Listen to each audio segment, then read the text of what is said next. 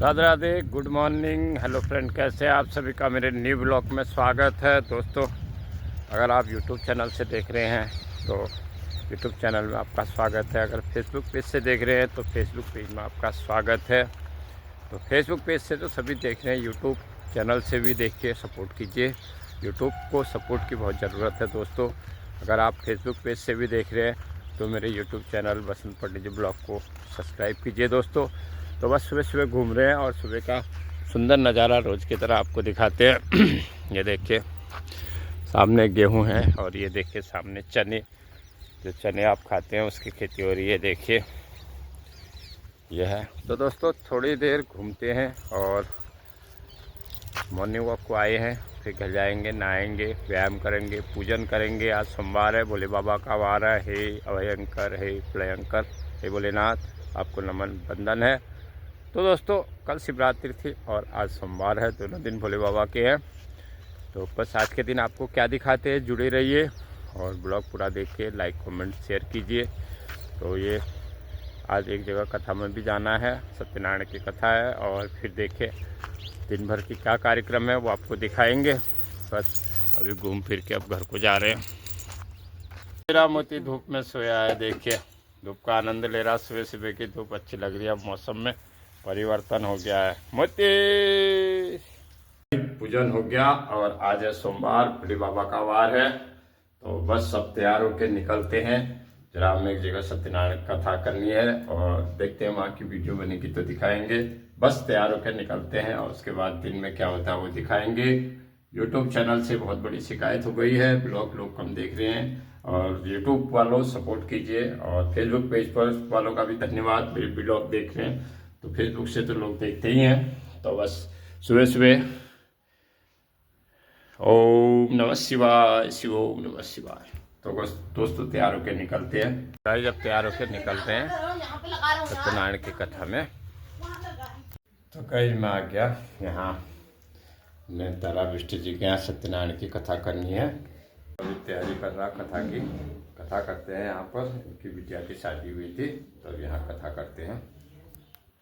तो गए सत्यनारायण भगवान का आसन लग चुका है और इनके बिटिया जवाई भी आ गए। बस थोड़ी देर बाद सत्यनारायण भगवान का पूजन करते हैं, कथा करते हैं। और ये देखिए नैवेद्य बन चुका है, रोट, मोदक और फल सभी कुछ रखा है।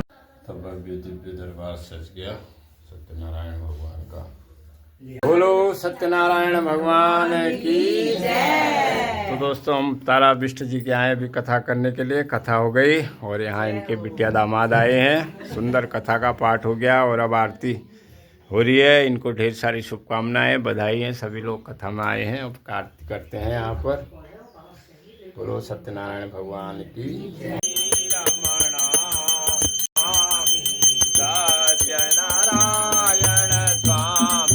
जनपाठक हरणा ओम जय लक्ष्मी रमणा रात जड़ित सिंहासन अद्भुत छवि खाए मम्मी अद्भुत छवि खाए नारद करत नीरा।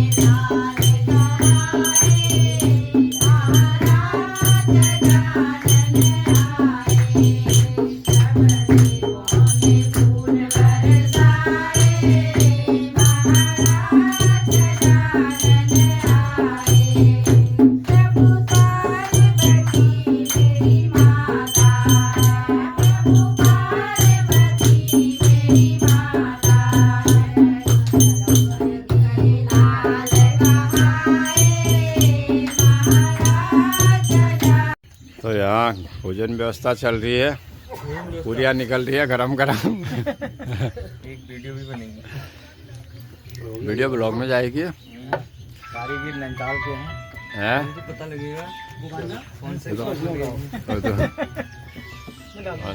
यार। कौन है यार। ये दवाई दो थोड़े पत्तों में रख दो तो ये। हाँ, ये डिब्बा निकालने हैं। हाँ, पूरिया गरम गरम, ये देखिए। पूरी कितनी रखूं? अरे एक एक पूरी दो पूरी रख दो। दो पूरी। तो गाइस, आज खाने में बनाया है बड़ी सब्जी जो हमारे घर में बनी बड़ी है, रायता और सब्जी, चावल, रोटी। अब खाना खाते हैं दोस्तों, अभी कथा करके आए, अब खाना खाते हैं। तो गाइस, अभी शाम के 5 बजे हैं। आज की दिनचर्या, सुबह एक जगह सत्यनारायण की कथा करने गए थे और कथा करके फिर घर आए, खाना खाया और खाना खा के थोड़ी देर आराम किया। अभी शाम के 5 बजे हैं, तो अभी ऐसी छत में घूम रहे हैं और चाय पियेंगे और उसके बाद इवनिंग वॉक को जाएंगे। तो आज की दिनचर्या यही रही। तो शाम के समय का सुंदर नज़ारा आपको दिखाते हैं। तो अभी मौसम में ज़रा धुंध जैसी हो रही है। तो गाइस, अभी अब मौसम में काफ़ी परिवर्तन हो गया, तो ठंडी थोड़ी कम हो गई है, थोड़ी राहत मिल रही है। तो दोस्तों, ये ब्रह्म कमल है और आपको बताएं, इस ब्रह्म कमल में यहाँ पर फूल खिलता है। ये जो आप देख रहे हैं, ये देखिए मैं दिखा रहा, ये यहाँ पर फूल खिलता है, इसके पत्ते पर फूल खिलता है और इतना बड़ा फूल खिलता है। और इसी पत्ते में चारों तरफ से इसके फूल निकलते हैं। तो ये इस ब्रह्म कमल की खासियत होती है, बड़ा शुभ होता है। काफ़ी साल से हमारे यहाँ है, काफ़ी साल हो गए इसको। इसमें क्या होता है, इसका एक पत्ता आप लो, इसका पत्ता गमले में लगा दो तो गमले में हो जाता है। तो दिखा रहा, मैंने देखा अभी ब्रह्म कमल में यहाँ पर कल्ले निकल रहे हैं, तो अब लग रहा है कि अब इसमें फूल आएंगे। यह अब इसमें फूल आएंगे। भाई, अभी घूमते घूमते आज बहुत दूर निकल आए हैं, 1-2 किलोमीटर आगे निकल आए हैं। तो शाम के समय थोड़ी मैंने कहा लंबा घूम के जाते हैं। तो ये मेन हाई रोड में, हाईवे में आए हुए हैं। अभी चारों तरफ अंधेरा हो रखा है। तो गाइस, ये सामने KRC फार्म गेट है हमारे यहाँ का, जिसको थमैया बाग भी बोलते हैं, कुमाऊनी रेंज का। तो काफ़ी फेमस है। अभी काफ़ी आगे हम आ गए और थोड़ी घूमने जाते हैं। अभी आधा किलोमीटर और जाएंगे। आज लंबा जाने की सोच रखी है। घूमते घूमते अब बहुत दूर आ गए हैं, अब आगे जंगल है, अब घर को वापस आते हैं। तो अभी शाम के समय हमने कहा आज दूर तक घूम के आते हैं, बस अब तो घर को जाते हैं यहाँ से। तो गए, जब पूजन करने आ गए, डेली की दिनचर्या में संध्याकालीन समय थोड़ी भगवान का पूजन करते हैं, फिर खाना बन रहा है, खाना खाएंगे और एक प्यारा सा भजन भी आपको सुनाएंगे। तो गाइस, आज सोमवार है, भोले बाबा का वार है। भोले शंकर सब पर कृपा करना, दया करना, करुणा करना, हर हर महादेव। तो गाइस, अभी सब शिवमय हो रहा है। जैसे आपने देखा कि कल जो था शिवरात्रि थी और शिवमय था, आज सोमवार था। तो आज सोमवार, फाल्गुन का महीना है और बसंत ऋतु है। तो इसमें बड़ा मौसम भी बड़ा न ज़्यादा ठंडा होता है, न ज़्यादा गर्मी होती है। तो फरवरी और मार्च का महीना ऐसे होता है, मौसम के हिसाब से भी बढ़िया होता है। तो कल बहुत से लोगों ने शिव पार्थिव पूजा की। दोस्तों, यहाँ पर बहुत से लोग कहते हैं कि शिव जो है, शिवरात्रि को भगवान की शादी हुई थी, शिव जी की। लेकिन इसमें भी बहुत से लोग कहते हैं इसमें शादी नहीं हुई थी। इसका भी एक कहानी है जो हमने सुनी है। अब पता नहीं सच क्या है, तो भगवान जानते हैं। शास्त्रोक्त तो बातें सच भी होती हैं, कुछ कथाएं भी होती हैं।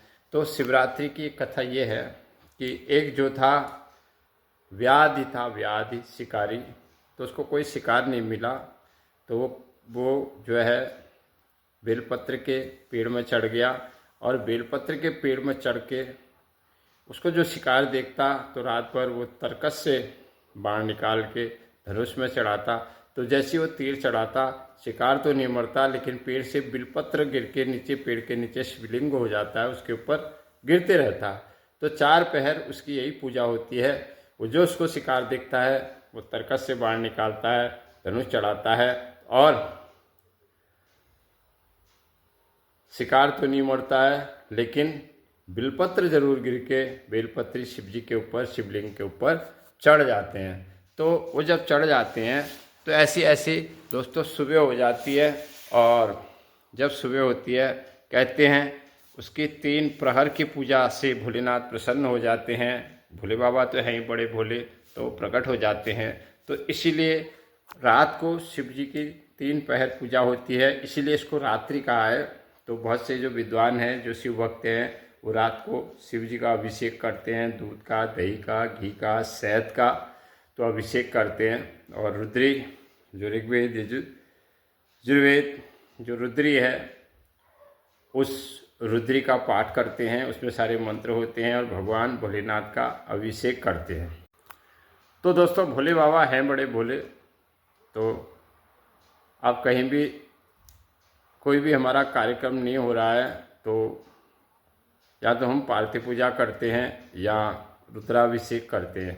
रुद्र भगवान का हम अभिषेक करते हैं तो हमारे सारे मनोरथ पूर्ण हो जाते हैं। आपका अगर कोई काम रुका है तो आप भगवान शिव का रुद्राभिषेक करें। वैसे तो रुद्राभिषेक विद्वान ब्राह्मण से कराना चाहिए, लेकिन फिर भी रुद्राभिषेक क्या है मैं आपको बताता हूँ। आप शिवालय में गए, रुद्राभिषेक की सारी सामग्री ले गए और आपने सर्वप्रथम क्या किया? सर्वप्रथम तो गणेश जी का पूजन होता है। आप कोई भी काम करो तो गणेश जी का पूजन अनिवार्य है। तो रुद्राभिषेक में पहले गणेश जी का पूजन होता है और गणेश पूजन के बाद भगवान शिव के गणों का, माँ पार्वती का पूजन होता है और भगवान के गणों का पूजन होता है। जैसे नंदी महाराज का पूजन होता है, अन्य उनके जो नाग है उनका पूजन होता है, कार्तिकेय के पूजन होता है, वीरभद्र का पूजन होता है। इन सब का पूजन करने के बाद ही शिव जी का फिर ध्यान किया जाता है। और शिव पूजा में कहते हैं माथे पर त्रिपुंड लगानी चाहिए, पूरे शरीर में त्रिपुंड जहाँ जहाँ लगते हैं, छाती में, हाथ में, वो सब त्रिपुंड लगाने चाहिए। और त्रिपुंड चंदन या राख का लगाना चाहिए और गले में रुद्राक्ष की माला अवश्य धारण करनी चाहिए। तो सबसे पहले भगवान का आवाहन करें और आवाहन के बाद फिर उनको अर्घ्य दें, जल दें। और सबसे पहले दूध का अभिषेक होता है। पय पृथुभ्याम पय औषधिषु पयो दिव्य अंतरिक्षे पयोधा पयस्वती, ये सब जो मंत्र हैं ये प्रकृति को बढ़ाने के लिए हैं। प्रकृति में से हमें सब कुछ प्राप्त हो इसलिए हैं। गायों की वृद्धि हो, दूध की वृद्धि हो, धन की वृद्धि हो और हमारे रुके कार्य आगे बढ़ें करके सबसे पहले दूध का अभिषेक, फिर दही का स्नान भगवान का होता है। दूध के बाद शुद्धोदक स्नान होता है, भगवान को दूध को साफ किया जाता है। और फिर दही का अभिषेक करते हैं, दही के स्नान से भी शुद्ध किया जाता है। फिर घी का स्नान होता है और दूध, दही, घी, फिर शहद का और फिर चीनी का, शर्करा का स्नान होता है। उसके बाद पंचामृत स्नान होता है। पंचामृत स्नान के बाद शुद्ध स्नान होता है। शुद्ध स्नान के बाद श्रृंग से तब जो है पंडित जी रुद्राभिषेक करवाते हैं, मतलब रुद्री पाठ करते हैं। वो रुद्री पाठ में आधा पौन घंटा लगता है। उसमें ओम नमः शिवाय जाप करना होता है, वहाँ रुद्री पाठ पढ़ा जाता है। आप मनी मन ओम नमः शिवाय जाप करें तो रुद्राभिषेक मतलब रुद्री पढ़ के जब रुद्री पूरी हो जाती है तो तब फिर आचमन कराते हैं। आचमन करा के उनको वस्त्र चढ़ाते हैं, यज्ञोपवीत चढ़ाते हैं। वही प्रक्रिया होती है। फिर टीका लगाते हैं और भगवान शिव के आगे नैवेद्य रखते हैं। नैवेद्य रख के भगवान शिव से हाथ जोड़ के प्रार्थना करते हैं और प्रार्थना करके इसके बाद उनका शरीर का पूजन होता है। शरीर के पूजन के बाद सब मंत्रों में आता है तो फिर जो है अष्टोत्तर चढ़ाया जाता है। सबसे लास्ट में अष्टोत्तर चढ़ता है। अष्टोत्तर भगवान के 108 नाम हैं और उन 108 नामों से भगवान का पूजन होता है। अष्टोत्तर चढ़ाने का एक विधान ये भी है कि कोई न कोई नाम तो मेरी पुकार सुनेगा, तो इसलिए अष्टोत्तर चढ़ाया जाता है। अष्टोत्तर का एक अर्थ ये भी है अरिष्ट निवारण। आप अष्टोत्तर चढ़ाएंगे, भगवान प्रसन्न हो जाएंगे और आपके अरिष्टों का निवारण हो जाएगा। और उसके बाद आरती होती है। आरती के बाद शिव जी की 1.5 परिक्रमा होती है। 1.5 परिक्रमा करने के बाद आप शिव जी से जो मांगना चाहते हो वो आपको अवश्य मिलेगा। बड़ी चमत्कारित है दोस्तों शिव पूजा और हमने उसमें बहुत चमत्कार देख रखे हैं। ब्लॉग के माध्यम से एक जानकारी देना चाहता था। तो आप सब मेरे वीडियो देख रहे हैं, आपका दिल से धन्यवाद। कल मिलते हैं अगले ब्लॉग में। जय श्री राम, राधे राधे।